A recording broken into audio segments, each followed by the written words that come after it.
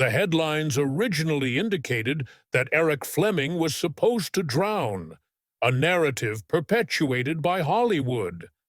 However, when his body was recovered from a Peruvian river, the injuries told a different story, contradicting the studio's tragic accident narrative.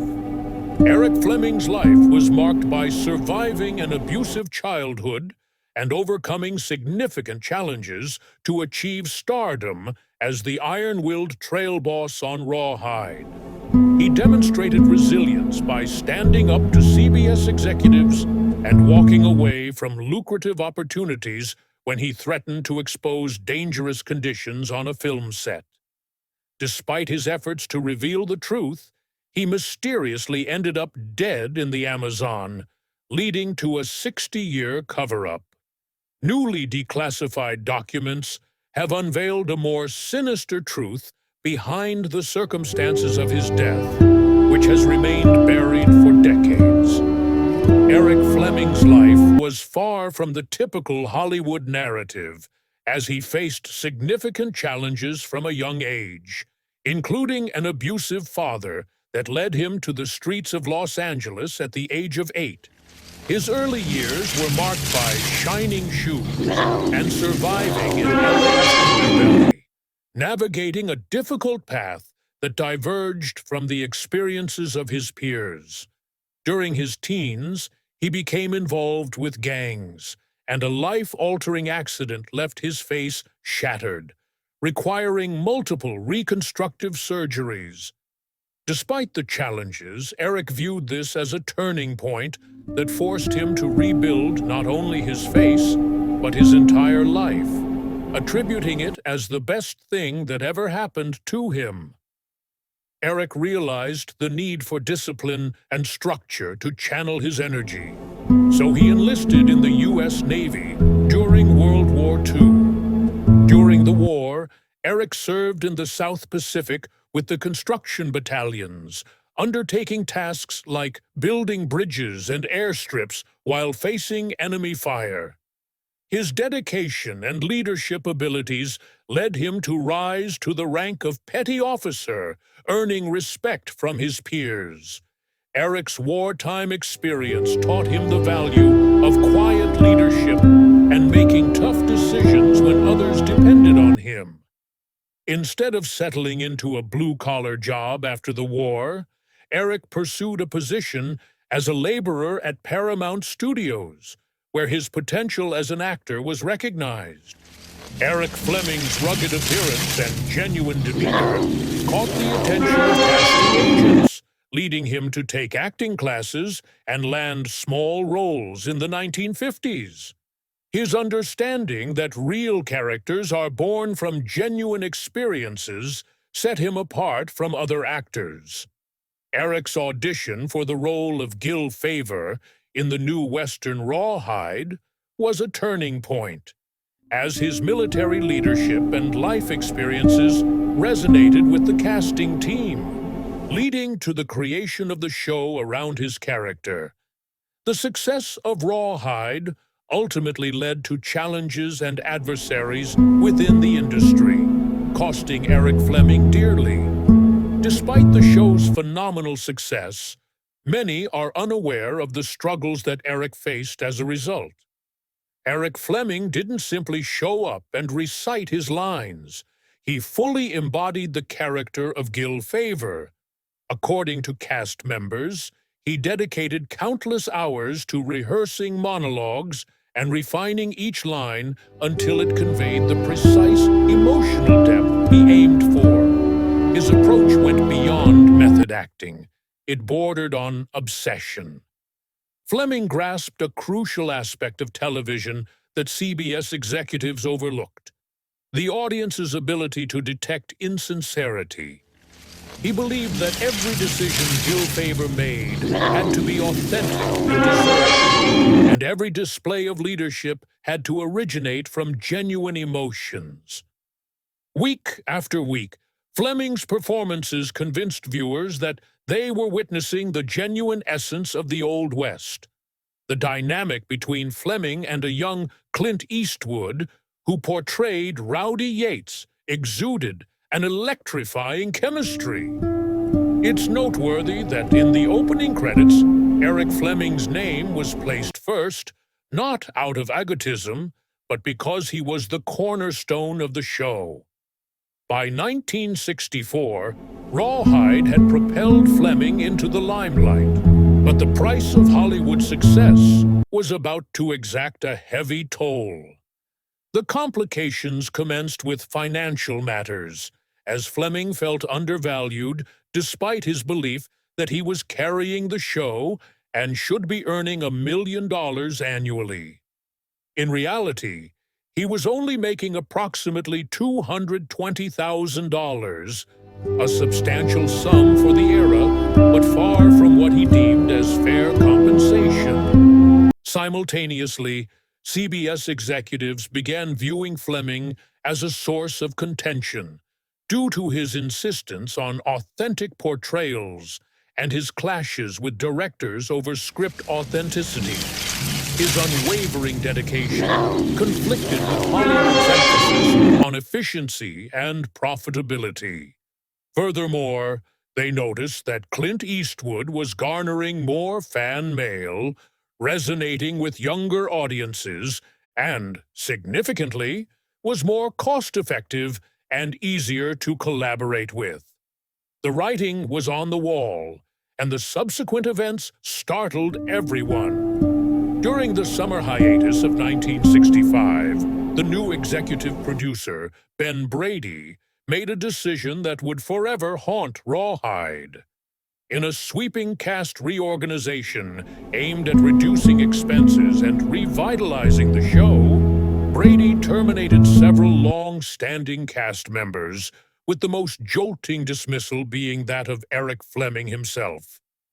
The star of Rawhide was fired after 7 seasons, without a farewell episode or tribute. Fans were left wondering where Gil Favor had gone, but CBS remained silent in response to the letters they received. In a later interview with TV Guide, Eric Fleming expressed bitterness about his firing, attributing it to his high salary. Following Fleming's departure, Clint Eastwood was promoted to lead the show, but it was acknowledged that the dynamic had changed. Without Fleming's presence, the vital dramatic tension that had defined Rawhide was lost, leading to its eventual cancellation after one more season. Despite the setback, Eric Fleming refused to fade into obscurity and sought to make a statement in Hollywood. He demonstrated his range by taking on a suave spy role in the romantic spy comedy The Glass Bottom Boat in 1966, showcasing charm and sophistication beyond his cowboy image. Fleming made a memorable return to television with powerful guest appearances on Bonanza, including a chilling portrayal of a sadistic lawman in an episode called Peace Officer. Swing his portrayal of a devout Mormon rancher in the 2-part episode The Pursued also garnered significant attention and acclaim. This narrative addressed the issue of religious persecution in the American West, with a sensitivity that was revolutionary for its era. Fleming infused quiet dignity and unwavering faith into a character, confronting violent hostility. These were not merely guest appearances. They served as auditions for a resurgence. Then the chance arose. A 2-part television movie pilot entitled High Jungle was set to be filmed in the Amazon rainforest of Peru. Although it lacked the backing of a major studio, it possessed something Fleming yearned for: authenticity. The storyline was ambitious. It depicted a gritty survival tale of an adventurer traversing the Peruvian jungle. Real locations, genuine dangers, actual rapids, devoid of studio backlots or controlled settings. Everything was to be filmed in the wilderness. For most actors, this would have seemed like a logistical nightmare. Remote jungle locations, limited safety measures, unpredictable weather, and no stunt doubles. However, to Fleming, it appeared to be precisely the kind of raw, authentic role he had been seeking. He immediately committed to the project. His co-star was Nico Minados, a Greek-American actor, renowned for his suave charm. Together, they were intended to deliver rugged realism on screen. The plan was to shoot near Tingo Maria, deep within Peru's Amazon basin. From the outset of filming, it became evident that this was not Hollywood. The production functioned on a limited budget, relying on natural landscapes, local equipment, and sheer determination.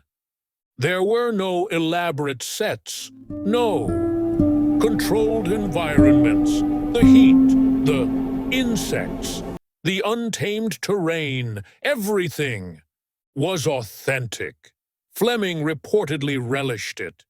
He wrote home expressing that he felt more alive than he had in years. The danger evoked memories of his Navy days when risk was simply part of the job. However, the local residents were apprehensive. The Huaga River, where filming of Essential Canoe scenes was intended, was notorious for its perilous currents. Even seasoned river guides steered clear of specific areas during periods of high flow. The production team dismissed these apprehensions. They were constrained by a limited budget and an even stricter timeline. Safety measures were scant, adequate. Stunt coordination was deemed an unwarranted cost. Fleming began to voice his concerns. He confided in a fellow cast member that he felt unsafe, expressing his uncertainty regarding the river's unpredictability, yet due to financial limitations and the urgency to adhere to the schedule, the production continued. What transpired next would demonstrate that at times the very authenticity we seek can lead to our undoing. September 28th, 1966 began like any other filming day yet. It would conclude with Eric Fleming's name permanently inscribed in Hollywood lore for all the wrong reasons. September 28th, 1966. The cameras were rolling on the Halaga River. Eric Fleming and Nico Menardos were situated in a dugout canoe, ready for what was expected to be a straightforward scene. However, in the upcoming minutes, everything would spiral, catastrophically out of control. Here is what we have learned from the declassified documents. Fleming and Menardos were filming without life vests. The canoe was considered unstable and unsuitable for the strength of the current by local guides. The director insisted on multiple takes to achieve the perfect angle of the canoe navigating through the rapids. Fleming was exhausted, dehydrated, and reportedly ill due to jungle conditions.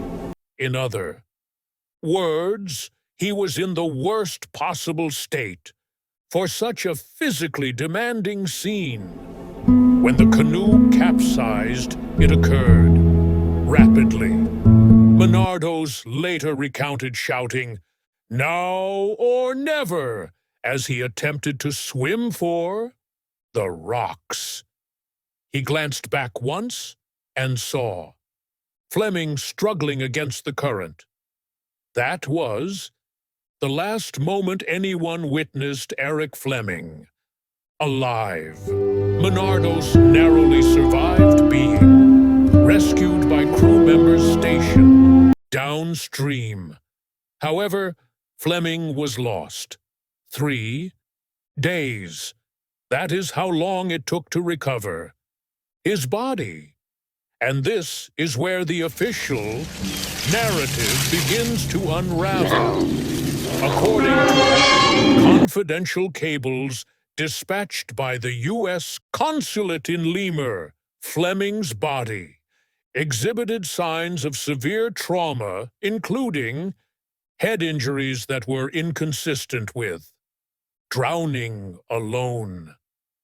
The medical evaluation concluded he had been struck by underwater rocks with great force, resulting in what they termed a brutal death that was both immediate and avoidable.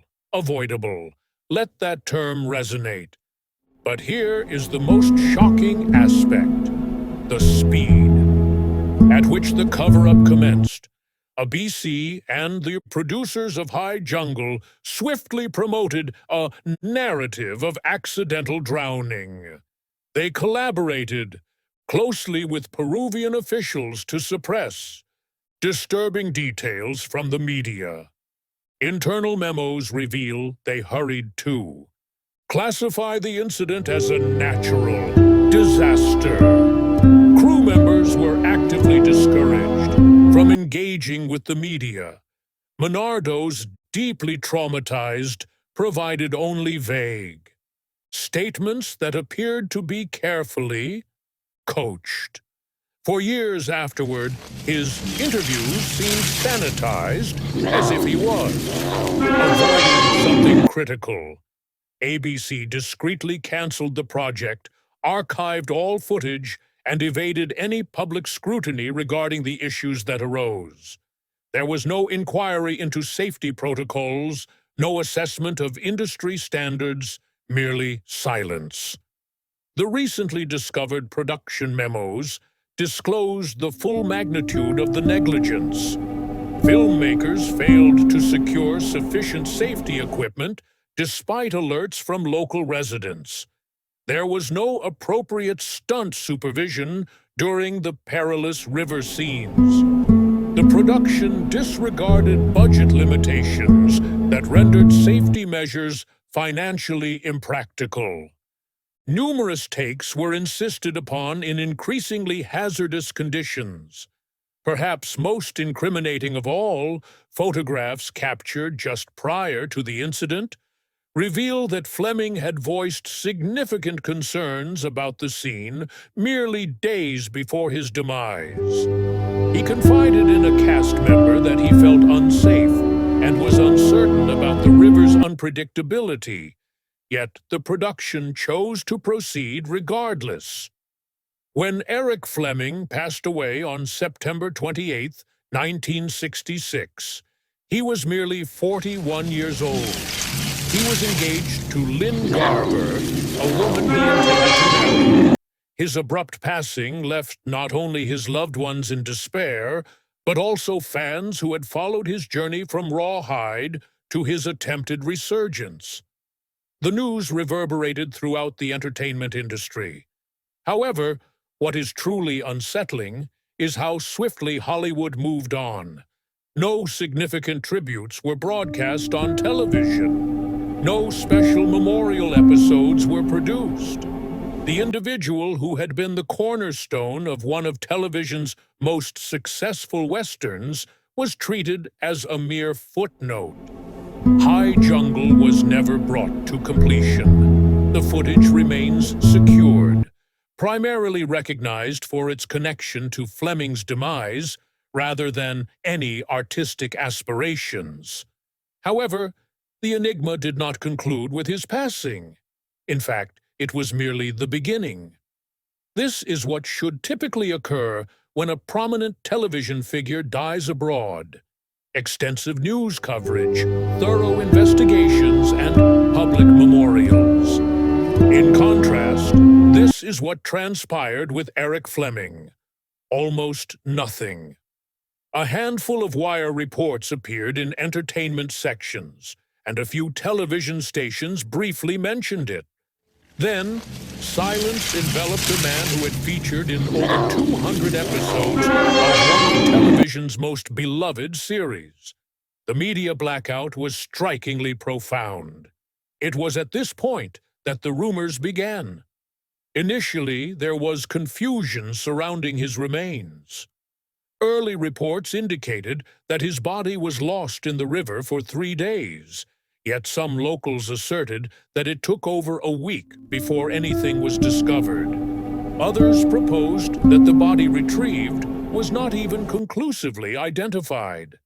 Fleming had no immediate family present in Peru, no agent on the scene, and no official autopsy was ever made public. Subsequently, the mystery of the burial emerged. Some reports suggested that his remains were sent to UCLA Medical School in accordance with his alleged desire to donate his body to science. Others contended that he was flown back and interred under an alias to evade media scrutiny. A few even claimed that his body was never recovered, lost forever in the rapids.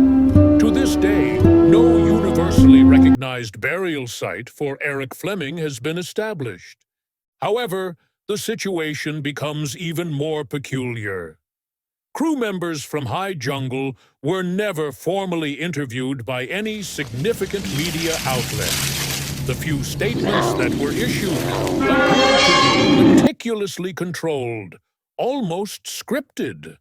Reports surfaced indicating that certain scenes were never retrieved from the film reels. One camera, positioned downstream to capture the river sequence, reportedly malfunctioned and vanished shortly after filming. Its footage was never archived, with no backups or explanations provided. What could have caused the footage from the day of Fleming's death to simply disappear? Additionally, there were numerous accounts regarding Fleming's last days. Various sources indicated that he was ready to completely disengage from the film due to hazardous conditions. Some even alleged that he was contemplating legal action against the production. And here is the detail that sends shivers down your spine. Fleming was recognized for his forthrightness when he felt individuals were being taken advantage of. What if he had uncovered something about the production that was intended to remain hidden? Even years later, Nico Manados declined to elaborate when questioned about Fleming's final moments. "We lost something that day," he remarked in a short interview. "Not merely a friend, but something of greater significance." The conspiracy theories vary from the plausible to the absurd. Some fans speculate that Fleming staged his death to evade Hollywood. They cite the absence of reliable burial records, the lack of an autopsy, and the rapidity with which the media moved on. Others believe he discovered something perilous in Peru, something that rendered him a target. This theory posits that his candid demeanor and unwillingness to remain silent about unsafe conditions made him a liability. However, perhaps the most unsettling theory is the most straightforward one, that Eric Fleming's death was precisely what it seemed, a preventable tragedy resulting from corporate negligence and industry apathy. The cover-up was not about concealing a grand conspiracy. It was about obscuring something far more ordinary and far more damaging: Hollywood's utter failure to safeguard one of its own. Fleming's narrative symbolizes something greater than just the tragic conclusion of one actor's life. It serves as a cautionary tale about an industry that exhausts its talent and discards those who refuse to conform to its standards. Rawhide was a man who triumphed over insurmountable challenges, endured a traumatic childhood, reconstructed his damaged visage, gained admiration in the military, and fought his way to television fame. However, when he insisted on being treated justly, when he declined to sacrifice his values for corporate expediency, Hollywood abandoned him. And when he perished while attempting to validate his worth in a perilous foreign setting, that same industry exerted every effort to erase his existence. Today, most individuals recall Rawhide as the program that launched Clint Eastwood's career assistant, yet it was Eric Fleming who established that groundwork. It was his unwavering leadership as Gil Favor that provided the show with its ethical foundation. It was his dedication to realism that convinced audiences they were witnessing the genuine Old West. The enigma of Eric Fleming may finally be unraveled, but its outcome brings no solace. Instead, it acts as a reminder of the concealed costs of fame and the genuine threats that linger behind the camera. Eric Fleming merits more than being a mere footnote in the success narrative of another. His life was centered on conquering insurmountable challenges. His demise exposes the consequences of an industry that prioritizes profit over people.